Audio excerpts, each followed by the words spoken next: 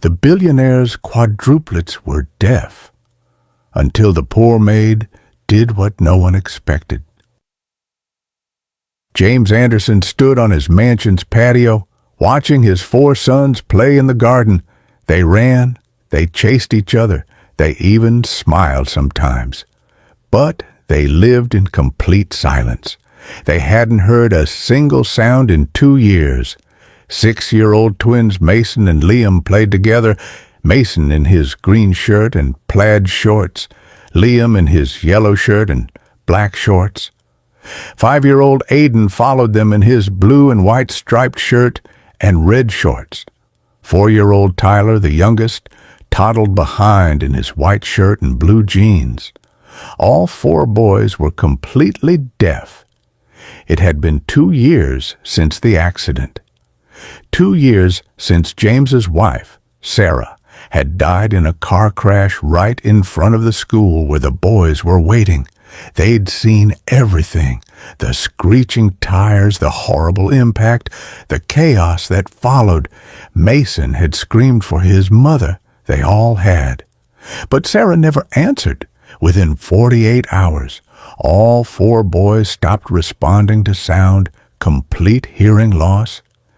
Every medical test showed their ears were physically perfect, no damage, no blockages, nothing wrong. But they couldn't hear anything. Psychogenic deafness, the specialists called it. Conversion disorder triggered by severe trauma. Their brains shut down their hearing to protect them from the sounds of that day, their mother's screams, the crash, the sirens. It's extremely rare, especially in all 4 children simultaneously.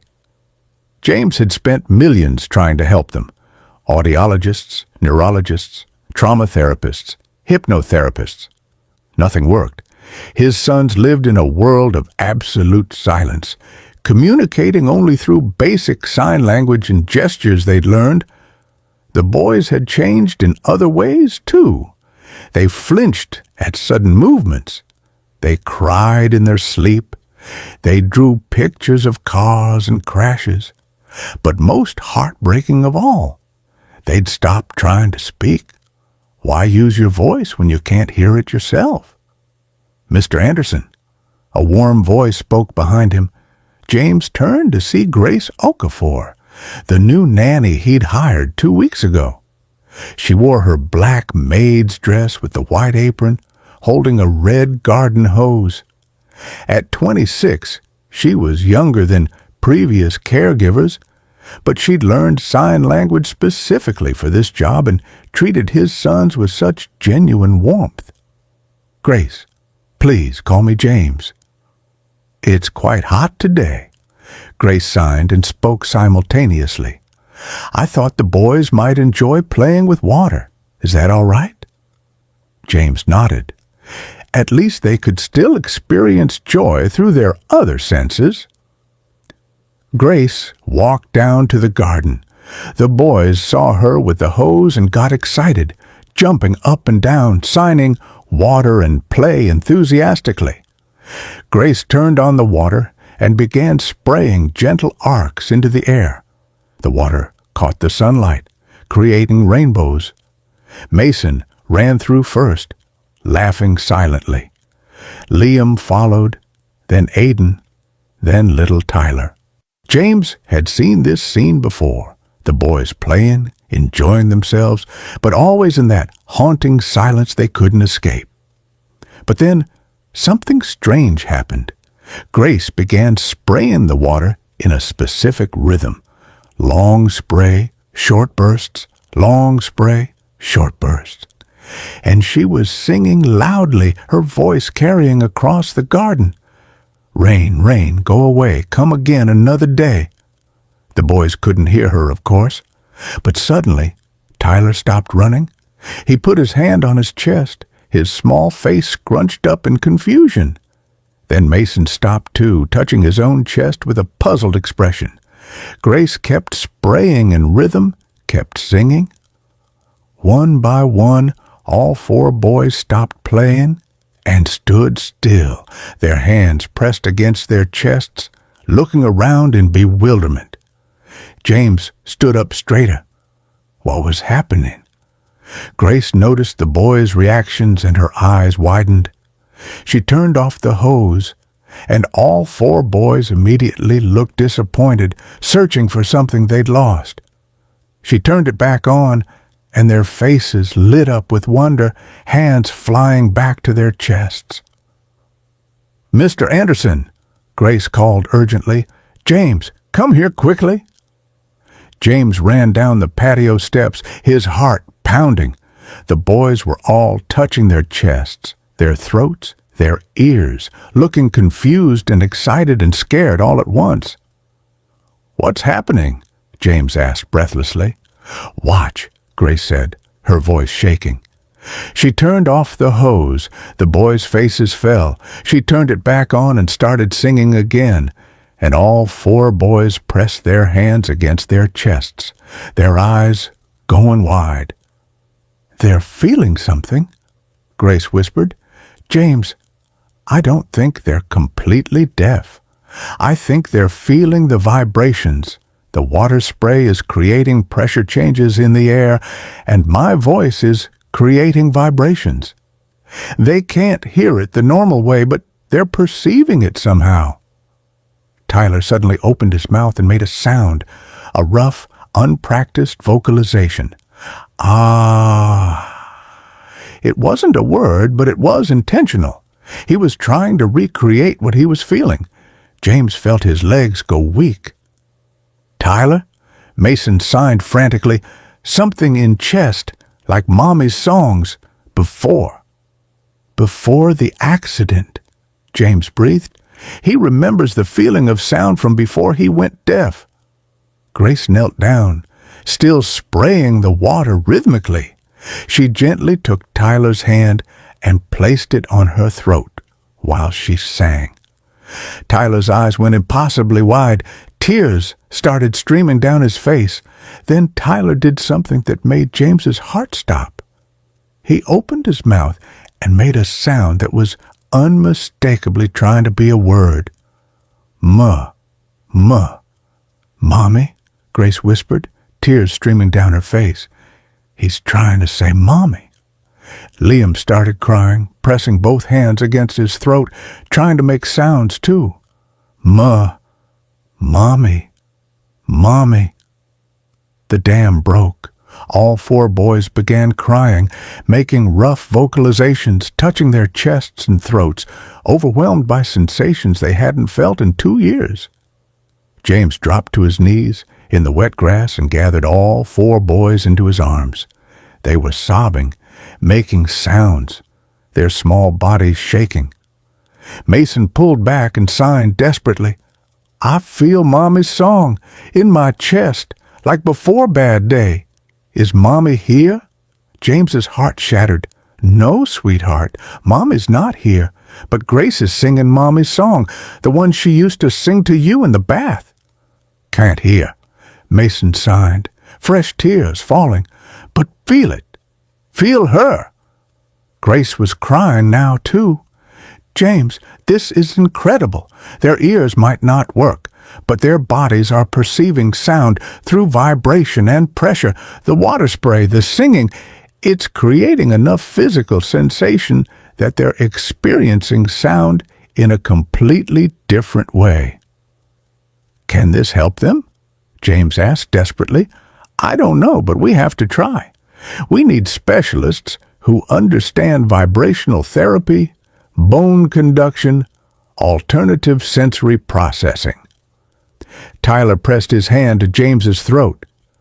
"Daddy talk," he signed. "Want feel Daddy?" James began speaking, his voice breaking with emotion. "I love you. I love all 4 of you. Daddy's here. Daddy's always here." Tyler's face crumpled with joy and grief. He could feel his father's voice as vibrations against his palm, not hearing it, but experiencing it in a new way. "They've been living in complete sensory deprivation," Grace said softly. "No sound at all for 2 years. But James, they don't have to. We can give them back a version of sound, not through their ears, but through their whole bodies. That evening, James made calls to every specialist he could find. Within a week, his home was transformed. Vibrational platforms installed in every room, bone conduction headphones, bass speakers that transmitted sound through physical sensation, music therapists who specialized in deaf children. The first breakthrough came with the bone conduction devices. When James spoke into a microphone connected to the boys' headphones, they could feel his voice vibrating through their skulls directly to their inner ears, bypassing their damaged hearing pathway. It wasn't perfect. It wasn't like normal hearing. But Tyler felt his father say, "I love you," for the first time in 2 years, and burst into tears of joy. Within weeks, all 4 boys were wearing the devices daily. They learned to associate certain vibration patterns with specific words. They learned to feel the rhythm of speech, music, laughter. But the real miracle came 3 months later. Grace was in the garden with the boys doing their daily vibrational therapy session. She had them lying on a special platform that transmitted music directly through their bodies. She was playing a recording, Sarah's voice, singing the bath time song. The boys could feel their mother's voice vibrating through them. Mason started crying, then Liam, then Aiden, then Tyler. But suddenly, Tyler sat bolt upright. "Hear it," he signed frantically. "Hear Mommy, not just feel, hear." Grace's hands froze. "What? Mommy's singing? In my ears. Real sound." Grace pulled out her phone and snapped her fingers behind Tyler's head, something she'd done hundreds of times in the past 3 months. He'd never reacted. This time, Tyler turned around. "Oh my God," Grace breathed. "James! James!" James came running. "What's wrong?" "Tyler can hear, actually hear, not just vibrations, real sound." They tested it immediately. James stood behind Tyler and spoke. "Can you hear Daddy?" Tyler spun around, his face a mixture of shock and joy. "Daddy, yes, your voice sounds funny, but I hear it." Over the next hour, they discovered that the constant vibrational therapy had somehow stimulated Tyler's auditory system. The psychogenic block, the mental shutdown that had stolen his hearing, was breaking down. His brain was remembering how to process sound again. Within days, Aiden began hearing too. Then Mason.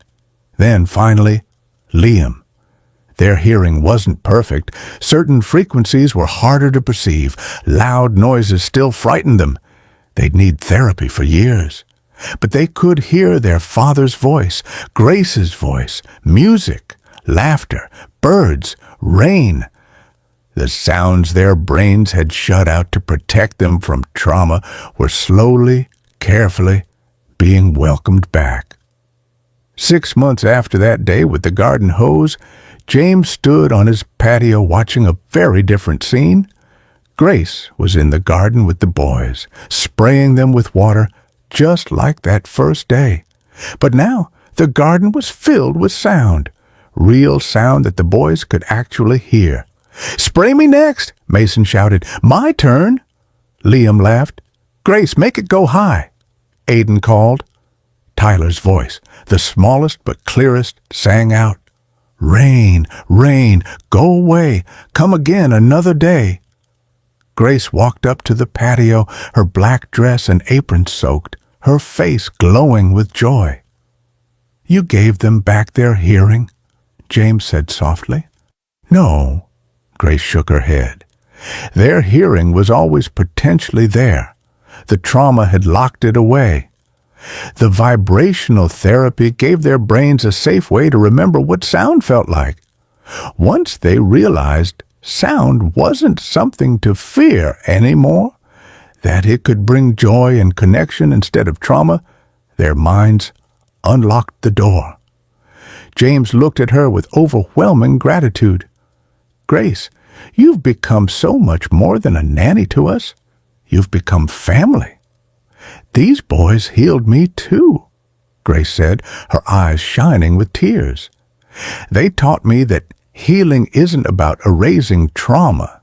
It's about finding new ways to experience joy despite it."